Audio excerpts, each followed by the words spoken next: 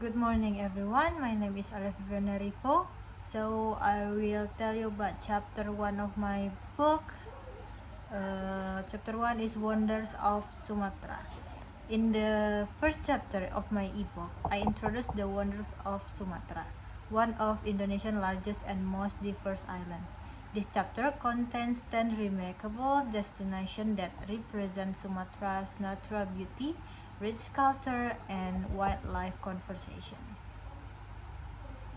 It begins with Lake Toba, the largest volcanic lake in Southeast Asia, which is not only famous for its breathtaking scenery but also for the rich Batak culture surrounding it. Next, readers will explore Samosir Island, the cultural heart of the Batak people, where traditional village, historical sites, and local performances are still preserved today. And then for wildlife lovers, it also include Bukit Lawang, one of the best places in the world of observe Sumatra orang-utans in their natural habitat, and Waikambas National Park, which is well known for its elephant conservation program.